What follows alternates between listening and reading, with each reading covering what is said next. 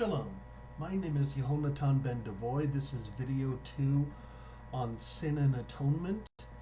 It is about no human sacrifice. Now, getting back to our lessons about said video subject, i.e. sin and atonement, last week we discussed why Dr. Solberg was wrong about how sacrifices work. Today we are going to add another video to this subject, sin and atonement.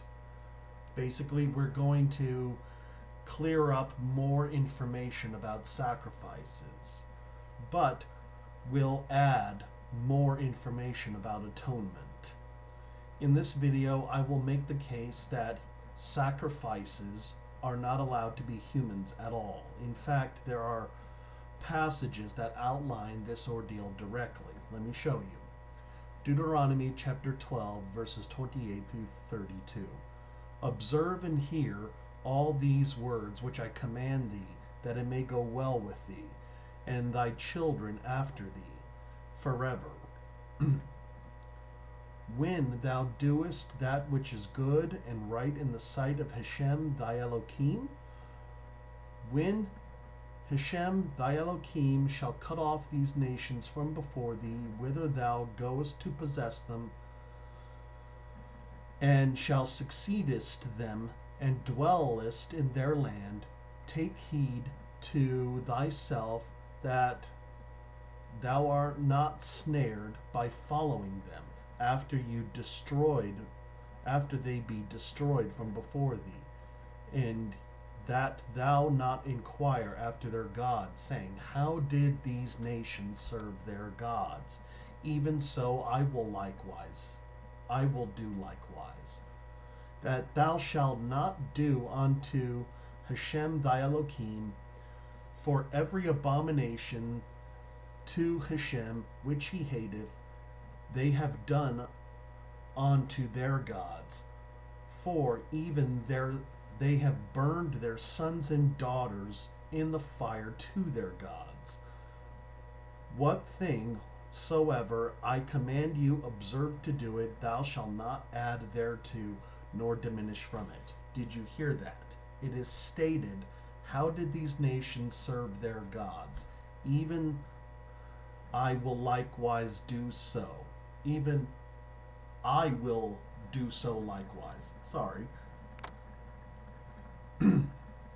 You will not do so unto Hashem your Elohim, for every abomination which he hates, they have done unto their gods, for they have burned their sons and daughters in the fire to their gods.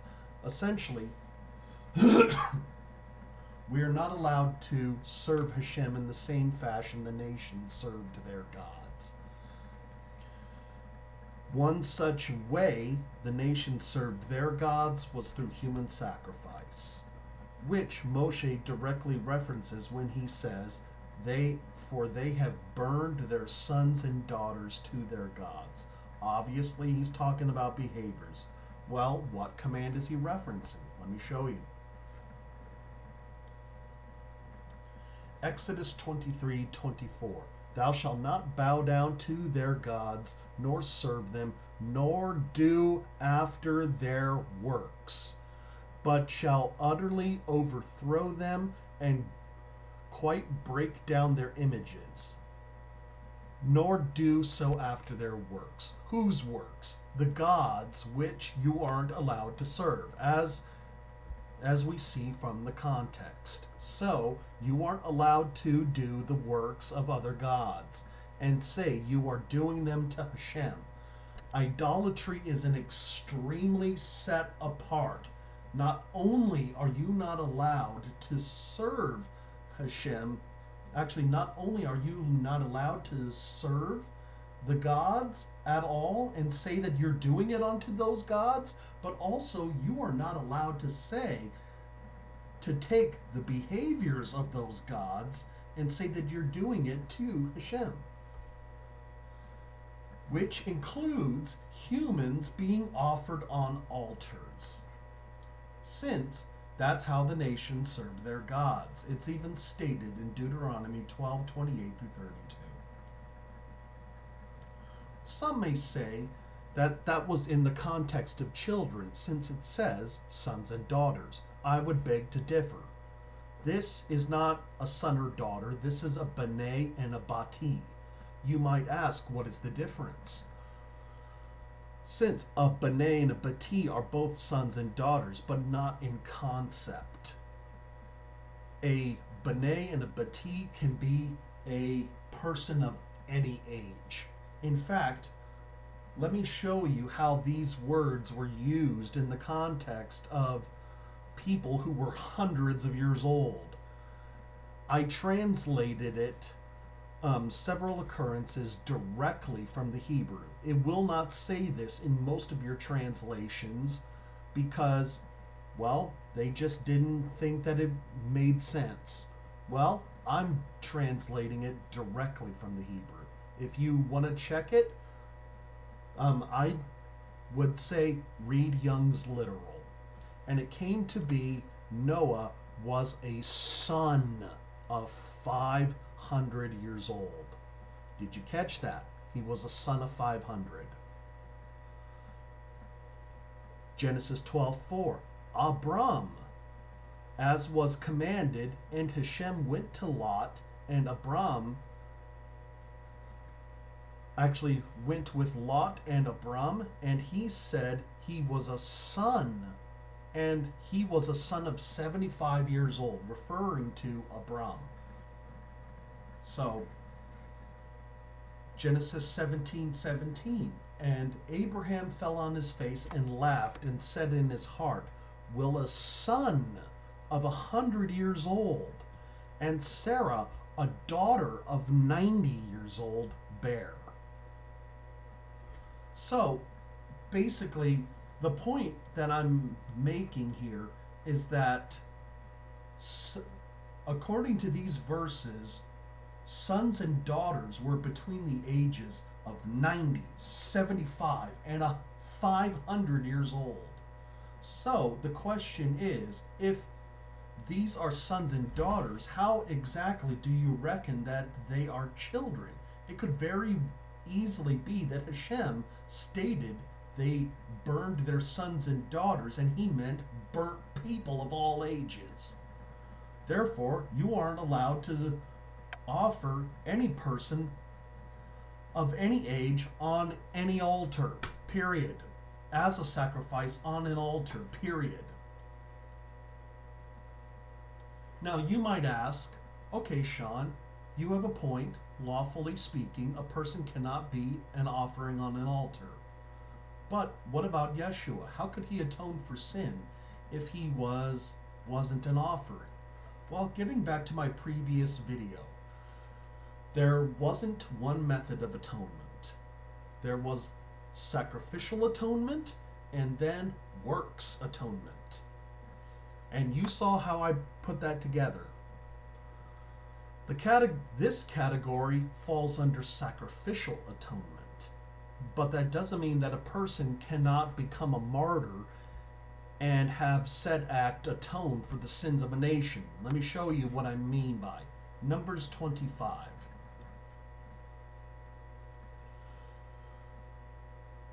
Hashem speaketh unto Moses, saying, Pinchas the son of Eleazar, the son of Aaron, hath turned back my fury from the sons of Israel by being zealous with my zeal in their midst, and I have not consumed the sons of Israel in my zeal.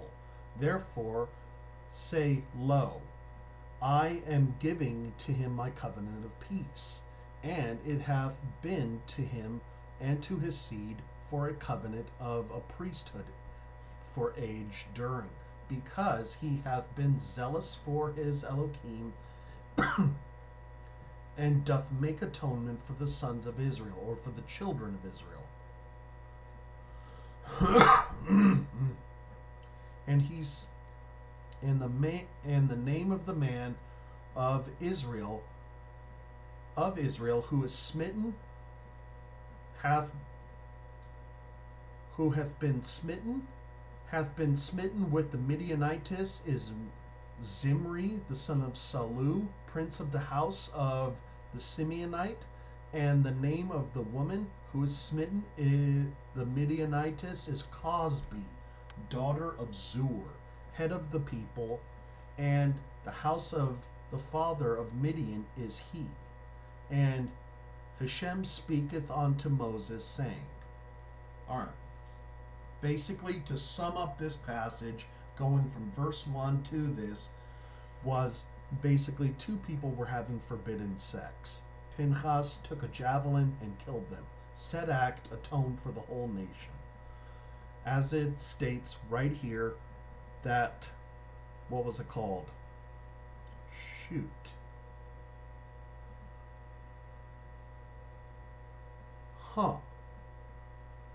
And doth make atonement for the sons of Israel. So, Pinchas made atonement for the sons of Israel, essentially, or the children of Israel, more likely. Said act atoned for the whole nation. It's that simple. The act of killing two people led to the atonement of the whole nation, because he turned back the fury of Hashem. 2 points to bring up about this act. Killing meets the theme of martyrdom, does it not? Because both acts require a death of some kind. If atonement can result through the death of all those, if atonement can only result from all those who are responsible, then why did atonement occur in this scene through the deaths of two people? That's another point to bring up. In fact, to illustrate the case why this is accurate thought, let me submit to you Samson, essentially. When he died, he took many of the Philistines with him. Were the Philistines because Israel obeyed Hashem? The answer is a big resounding no. They were actually a curse. It says the following: and the sons of Israel add to do evil in the eyes of Hashem, and Hashem gaveth them into the hands of the Philistines 40 years. So, in other words, since Hashem gave them to the hands of the Philistines, then that was the curse. That was the act of them. That was an act deliberately of Hashem, who brought them as a result of their disobedience. So, when Samson, died and took many of them with him, he took the curse of the law. Basically, Samson committed martyrdom. Israel didn't have to pay for their sins anymore, since most of the Philistines were dead. Continuing forward, basically to summarize this lesson, you aren't allowed to serve Hashem the way the Gentiles serve their gods, which works included human sacrifice on altars. But since Hashem has two methods of atonement, martyrdom is a viable option. Take, for instance, the case of Samson. Or for that matter, how about Esther, when she went before the king, putting her life in danger, i.e. martyrdom, if she would have been put to death. She saved the whole nation through that act, did she not? I would say